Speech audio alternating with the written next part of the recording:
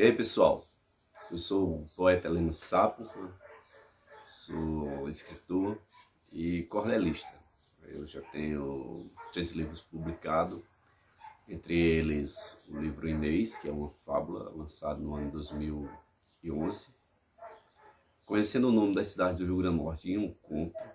Esse é um conto que foi lançado no ano de 2015, e tem uma coleção Caçoar de Versos, uma safra no lombo da vida. Uma safra de rima no lombo da vida, que é uma coleção composta por 10 livretos de cordel, contendo 2 cordéis em cada livreto. Ao todo são 20 cordéis, 20 títulos em uma única coletânea, no caso, Caçoar de Versos. Sou historiador, licenciado em História e sou bacharel em Biblioteconomia, como também especialista em Antropologia. Atualmente eu sou bibliotecário do Campus 8 da Universidade Estadual da Paraíba e trabalho diretamente com informação, principalmente com essa temática cultural que é o cordel. Sou responsável e sou dono do Recanto da Poesia, que fica no Rio Grande do Norte, onde foi construído o Portal da Poesia, o maior monumento brasileiro em homenagem à poesia, onde tem em sua base engarrafada, como uma espécie de cápsula do tempo, mais de 200 poesias de 152 poetas de 17 estados brasileiros. E é aqui também que funciona a nossa pequena escola virtual de poetas mirins, os poetinhas aqui do Recanto da Poesia. Então é isso. Esse sou eu, o poeta Heleno Sapo, e agora a gente vai falar um pouco sobre essa questão tão especial para a gente nordestino e para nós poetas, que é sobre o cordel. Então venha comigo.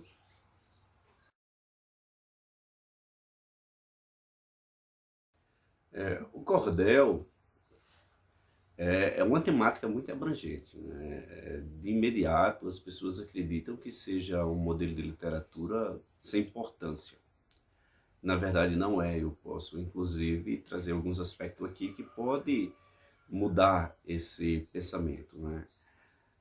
A sua origem é antiga, a gente não tem ainda, apesar de vários historiadores, de vários estudiosos se esforçarem bastante para saber a origem do cordel, a gente ainda não conseguiu, porque o cordel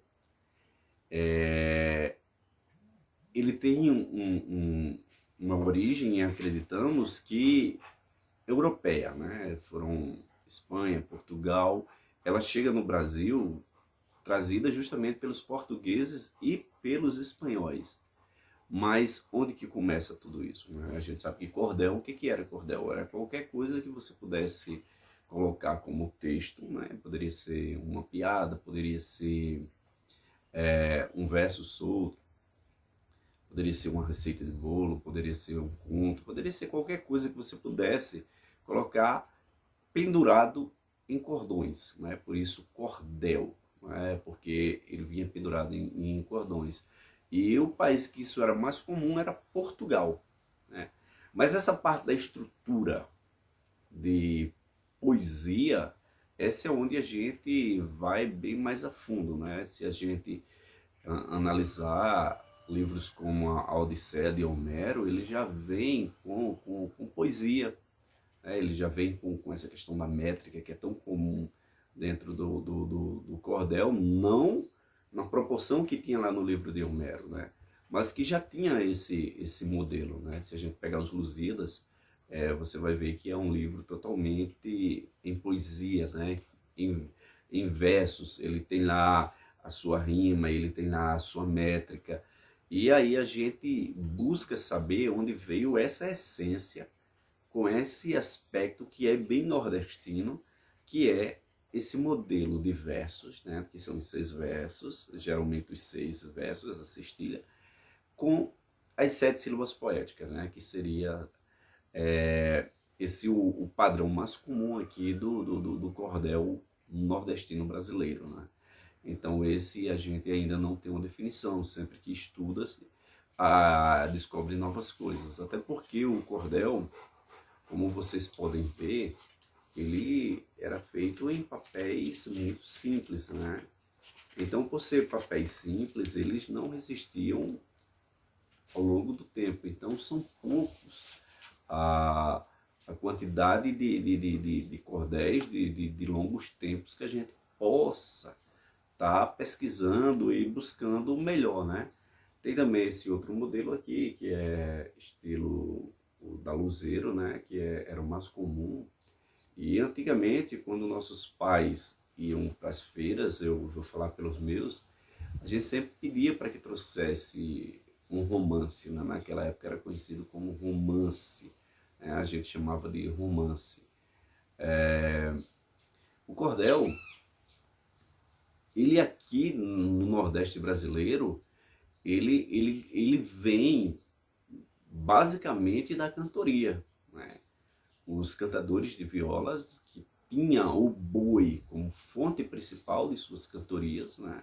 Para exaltar essas pegas de boi, essa coisa toda, eles começaram, principalmente ali naquela região da Serra do Teixeira, pela Paraíba, perto do Pernambuco, eles começaram a ter essa cantoria de viola como algo muito forte da cultura deles, né?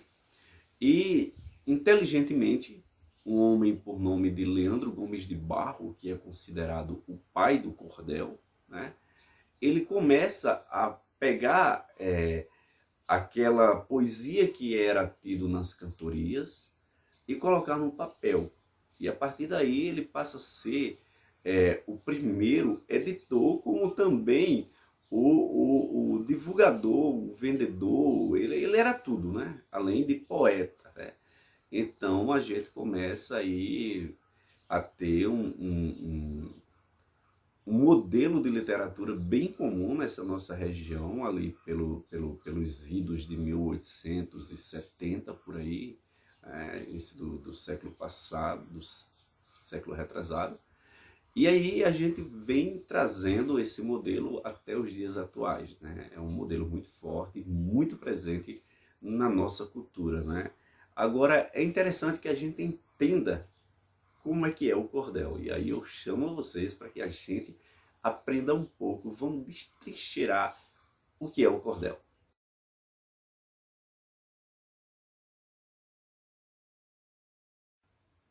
Então, o cordel tem uma estrutura básica, né? Você vai encontrar ele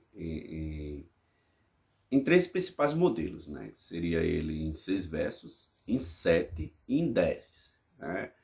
A gente tem a sextilha, a septilha e a décima, né? Que a gente conhece nessa estrutura. O que é verso? Né? Vamos começar pelo menor. O que é verso? Verso seria cada frasezinha que corresponde àquele conjunto de 6. Né? Vamos pegar aqui uma sextilha. Então, uma frasezinha daquela seria um verso, né? O conjunto de 6 versos daquele corresponde a uma estrofe, né? E é interessante que essa estrofe, ela pode ser de 6 versos, de 7, né, que são os mais comuns, e de 10. Mas dentro da estrutura de rima, elas modificam, né? E como seria essa modificação? Geralmente a sextilha, que é a mais básica de todas, né? Você só tem a obrigatoriedade de rimar 3 palavras, né? Ou seja, você vai rimar a segunda com a quarta e a sexta, ou seja, primeira, terceira e quinta vão ficar livres. Você pode usar as palavras que você quiser, mas a segunda, a quarta e a sexta você tem por obrigação de rimar essas palavras, né? A rima também ela é bem complexa, né? A gente tem que pegar sempre da sílaba tônica da última palavra, né? A mesma pronúncia que corresponda sempre, né? Então, existe inclusive, por exemplo, o que a gente chama de falsa rima. Muitas vezes a gente que é poeta, está fazendo um cordel, e imagina que uma determinada palavra rima com outra, por exemplo, amigo e contigo, né? Aparentemente a gente acha que rima e na verdade não rima, né? Isso é o que a gente chama de falsa rima. Já na septilha, que são de sétima, de 7 versos, a gente vai ter da seguinte forma: a gente tem um número a mais de rima. Então, se na cestilha a gente tinha 3 versos rimando, na de 7 a gente vai ter 5, né? Aí começa um grau de complexidade ainda maior, de dificuldade. E então a gente vai ter a segunda, como sempre, né? Rimando com a quarta. Só que a quinta com a sexta, elas vão rimar juntas. E a sétima vai voltar a rimar com a segunda e a quarta. Então esse é o modelo da estrofe de 7 versos, né? E temos a décima. A décima é o modelo mais complicado, mais difícil de fazer, né, para o poeta. Ele tem a obrigatoriedade de rimar todas as palavras. Então, geralmente o poeta iniciante, ele nunca vai para a décima, né? Ele vai logo para a sextilha, que fica mais fácil, que são menos rima, né? A décima você vai rimar a primeira com a quarta e a quinta, a segunda vai rimar com a terceira, a sexta e a sétima rimam entre elas, junto com a décima, e a nona e a oitava com a nona. Então você vai ver que tem uma estrofe toda encadeada, né? O grau de dificuldade aí é muito elevado, então nem todo poeta quer escrever em décima, né? E aí a gente vem para o calcanhar de Aquiles agora da poesia de cordel, que seria a métrica. O que é a métrica? E a métrica é algo que confunde bastante, que faz muito poeta desistir, né? Porque cada verso, como a gente aprendeu já, né, que cada verso é uma frase da estrofe, então que cada verso ele tem que ter 7 sílabas poéticas. E nem sempre as 7 sílabas poéticas vão corresponder às 7 sílabas alfabéticas, né? Porque existe, como ele vem da cantoria, então existem palavras que você vai juntar uma sílaba com a outra. Então, juntando uma sílaba com a outra, vai sair um único som. Então, no cordel, a gente conta os sons e não as sílabas, né? Então, esse é o grau da dificuldade, né? A gente, na métrica, tem 3 opções, né, de métrica, ou seja, palavras terminadas em vogal átona e palavras iniciadas com vogal átonas, elas obrigatoriamente vão se juntar, né, e formam uma única sílaba. Já palavras terminadas com vogal átona e outra palavra iniciada com uma vogal tônica, você faz a elisão se quiser, depende do poeta. Mas se ambas forem tônicas, aí você tem a obrigação de separá-las. Então essa é a maior dificuldade na métrica, né? É onde muitos poetas correm, é onde muitos poetas desistem, né? Porque até os poetas mais experientes, eles ainda escorregam na métrica, né? E é a parte bonita do cordel, porque por ser complexa, por ser difícil, é o que dá ao cordel toda essa beleza, né? E agora a gente vai, eu quero que você venha, continue com a gente, que é para que a gente continue explorando esse mundo do cordel, né? Vamos falar ainda muito mais sobre a influência do cordel nesse nosso território nordestino.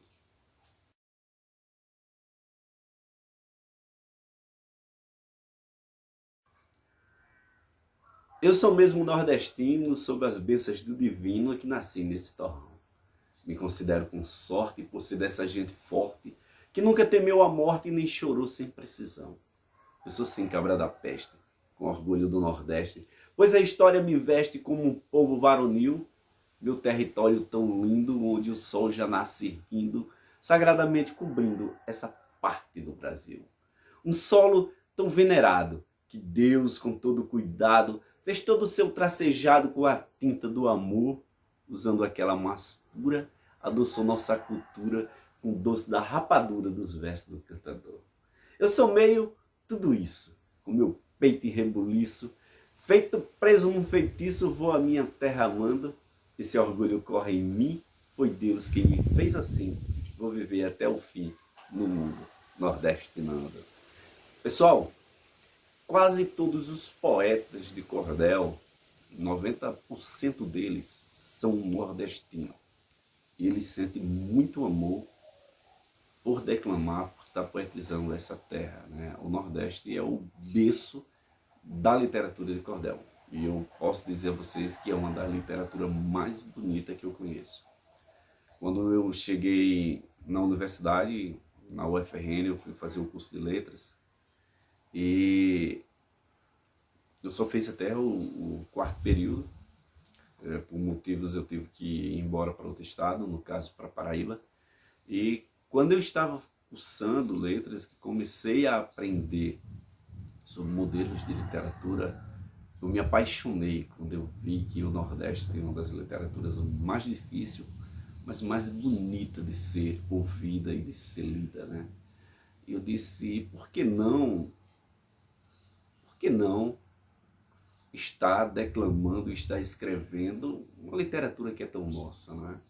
Então esse amor, ele fluiu muito mais forte e foi aí que eu decidi, né, me tornar realmente um poeta cordelista, né? Eu já tinha uma influência muito grande desde criança, com meu pai lendo, né? Já rabiscava algumas coisas de cordel na minha adolescência, mas foi na universidade que despontou esse interesse de defender essa literatura tão bonita e tão rica. E eu considero a literatura de cordel, inclusive, ela é resistência, né? A gente vai ter a literatura de cordel envolvendo todo o Nordeste, né? Como uma espécie de televisão da época, né? Era um meio informacional, inclusive, né? Quantas notícias foram dadas pelo sertão, por essas entranhas sertanejas, através do cordel, né? Quantas pessoas ficaram sabendo de alguns acontecimentos justamente pelo cordel? Quantas pessoas resolveram e se incentivaram a ler através do cordel? Né? Sem falar das reuniões que calorosamente acontecia através do cordel. Então o cordel não é só um livrozinho simples que pode ser comprado por R$ 1, R$ 2 e descartado, não. Não, o cordel, ele tem uma alma nordestina, ele tem a nossa resistência, ele tem a nossa identidade, né? Foi ele responsável por levar nossos sentimentos, foi ele responsável por fazer muita gente sonhar, né? Os ditos romances da época, né? As pessoas iam para as feiras, compravam os cordéis, quando chegavam nas suas casas, esperavam aquele que sabia ler, né? E pedia para aquela lei, todos sentavam ali à beira de uma fogueira ou na calçada, geralmente à luz de uma lamparina, e aquele que sabia ler começava a ler aquela história. E é por isso que eu considero o cordel como resistência. Enquanto o mundo letrado, né, esquecia dessas pessoas, o cordel estava suprindo. Era o cordel que estava lá com eles. Era o cordel que estava trazendo, a gente pegava muito da literatura europeia, foi transformado em literatura de cordel e jogado para as pessoas, que muitos deles analfabetos, não sabia ler, mas tinham conhecimento daquelas histórias que até então pertenciam unicamente àqueles que tinham um bom poder aquisitivo e podiam comprar livros caros, né? Mas o cordel chegou modificando isso, né? Então por isso que ele é tão bonito, por isso que ele é tão belo, além da sua complexidade, né? Essa região nordeste, principalmente a Paraíba, né, e o Pernambuco, né, eles são berço dessa literatura, né? Eles são muito fortes, o Rio Grande do Norte também. Então, todos os estados do Nordeste, eles têm essa literatura muito forte com o seu povo, né? Eu até acreditava que com o advento de tantas tecnologias, a gente ia perder espaço, né? Mas infelizmente não perdemos. Pelo contrário, a gente ganhou, né? Hoje a visibilidade é muito maior. E aí eu convido vocês para que a gente fale sobre isso.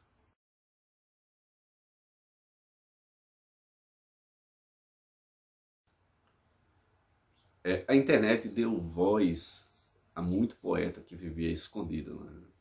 Aqueles poetas que escreviam, não tinha interesse algum de divulgar pelo fato de que aquilo não era rentável, e não é, que o cordel, ele, por ser impresso em folhas baratas e muitas vezes ter sido escrito, né, a poesia ter sido construída por pessoas analfabetas, ficava totalmente esquecida, né?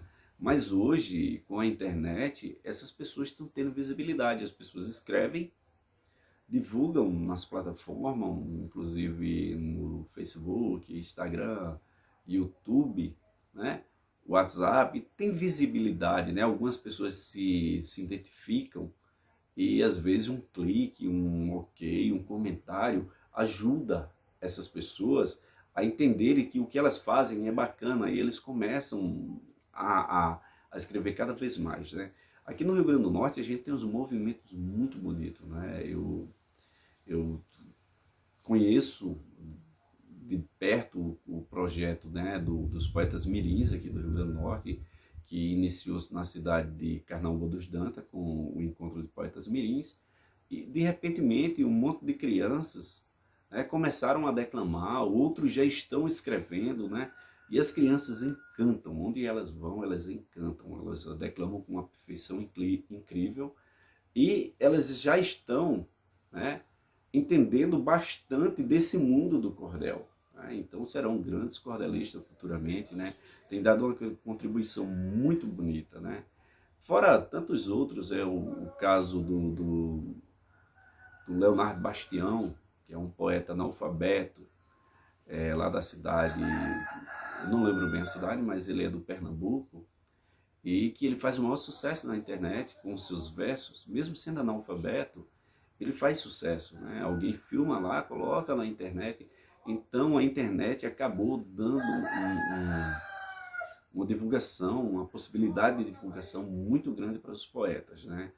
E graças a Deus, né, várias outras coisas estão acontecendo ao redor do cordel, né? Com a ida do poeta Braulio Bessa para o programa da Fátima Bernardes, isso ampliou muito mais, né? Já existia o movimento, mas ele agora passa a ter uma visibilidade, né? Uma visibilidade ampla a nível nacional. E isso estimulou bastante criança, outras pessoas que também começaram a escrever baseado no que via o Braulio, né? E, inclusive, agora o cordel passa a ser patrimônio, né, imaterial do Brasil, e isso é muito positivo para a gente que faz poesia, isso é muito positivo para a gente que valoriza esse modelo de literatura. Né?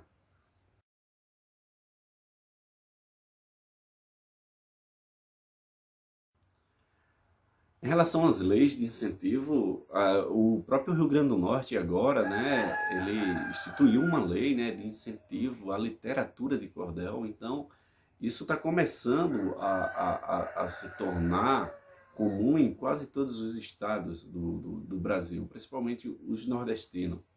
Eu lembro que no ano de 2018 eu vim ministrar palestra, oficinas de cordel para professores da rede pública municipal da cidade de Laje do Cabugi, né? E qual era o intuito desses professores? Era ensinar para os seus alunos em sala de aula o cordel, para que na feira literária que acontece também dessa cidade, eles pudessem expor esses cordéis, né?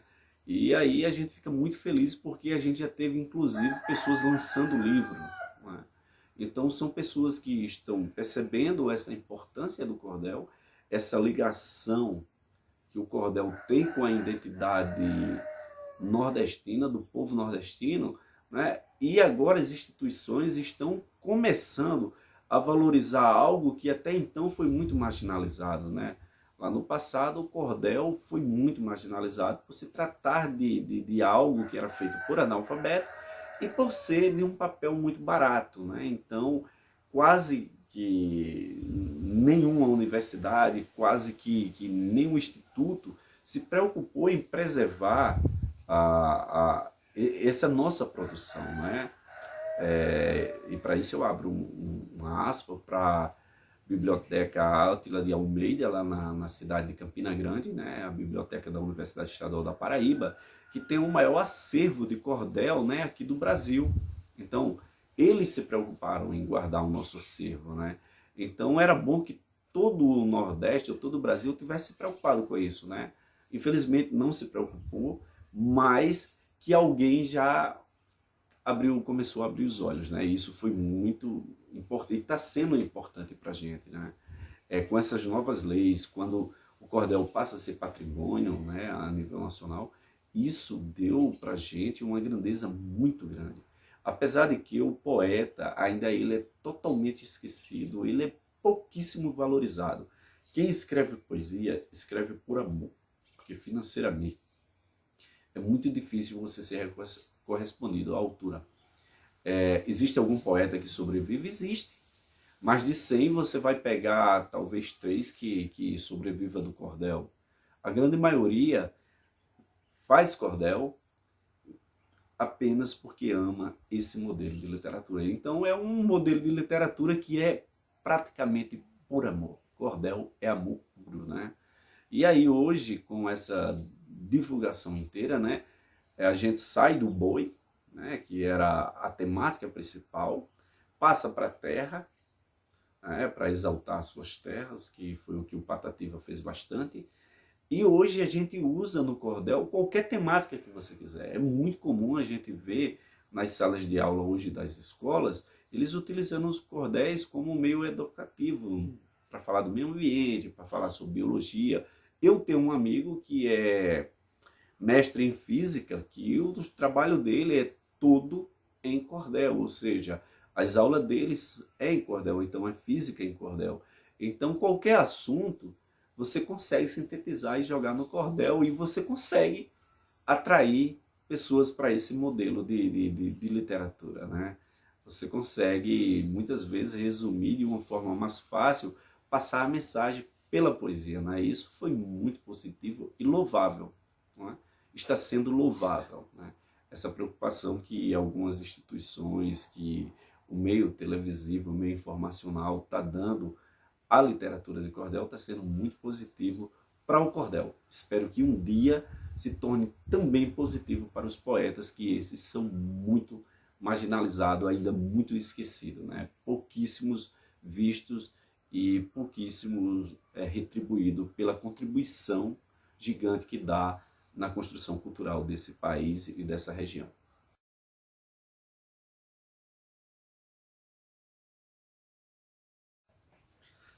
Esse vídeo com essa temática de cordel que a gente está fazendo aqui, ele vai para a Biblioteca Esmeralda Siqueira, né, da Capitania das Artes, lá em Natal, no Rio Grande do Norte. E agora a gente entra numa temática bem interessante, as bibliotecas e o cordel. Como é que se comporta então as bibliotecas e os cordel, né? Como bibliotecário, o que eu posso dizer é que o cordel dificilmente faz parte de um acervo de biblioteca.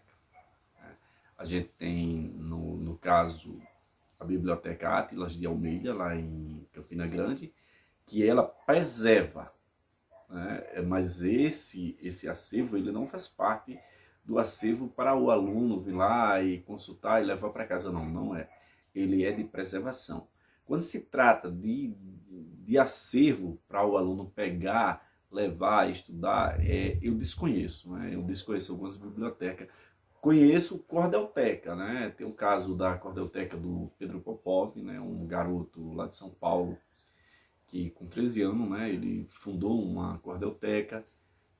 Vários poetas, eles têm suas cordeltecas particulares, né? Mas as bibliotecas públicas, as bibliotecas universitárias, as bibliotecas privadas, dificilmente a gente vai ter, né, principalmente nas privadas, né?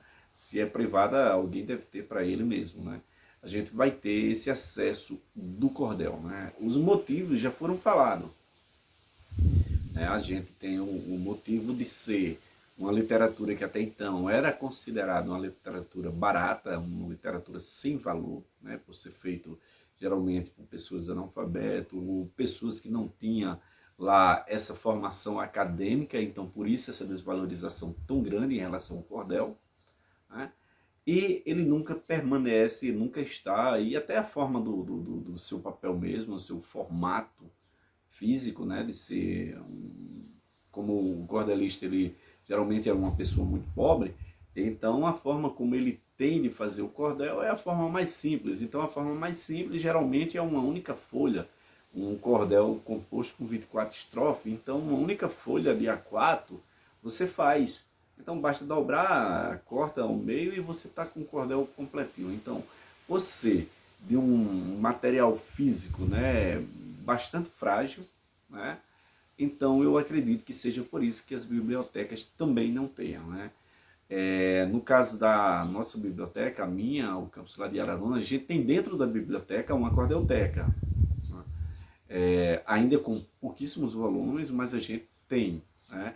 E eu pretendo que isso se amplie cada vez mais, porque eu pretendo que ter uma visibilidade maior e que o aluno tenha essa opção de ir ver se tem um cordel ou não, né? Fica difícil se ficar nas prateleiras, todo empilhado um em cima do outro, que aí para o aluno vai ter que procurar no catálogo eletrônico, verificar se tem aquele cordel que ele quer para ir buscar. Então ele já tem que saber da preexistência desse cordel para ir buscar. E ele estando lá exposto, como estão esses aqui, que é a mesma forma que está lá na minha biblioteca, né? Esse aqui é o meu mostruário particular. Então, se estiver dessa forma, fica mais fácil o aluno chegar, verificar uma temática, se interessar pela temática e começar a ler, né? Eu sonho com um dia em que todos os municípios tenham cordelteca, né? Inclusive no município de Pedra Preta, no Rio Grande do Norte, onde está o Recanto da Poesia, eu apresentei à Câmara de Vereadores do município, né, para que a gente fizesse uma cordelteca onde cada criança nascida no município, né, um cordel fosse comprado e dedicado àquela criança para que a gente aumentasse o acervo o mais rápido possível, né? Infelizmente não foi para frente, mas que eu fico me movimentando como eu posso, né? Mas eu sonho com um dia em que a gente possa ter, pelo menos para que quando alguém procure, ele exista, né? E não exista primeiro a procura para que depois alguém vai fazer, não.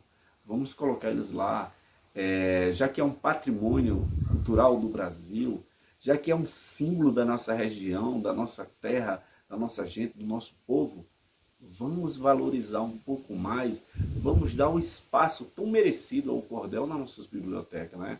Infelizmente eu não tenho visto, mas eu gostaria que começasse a acontecer. É isso. Um abraço do poeta Lino Sapo.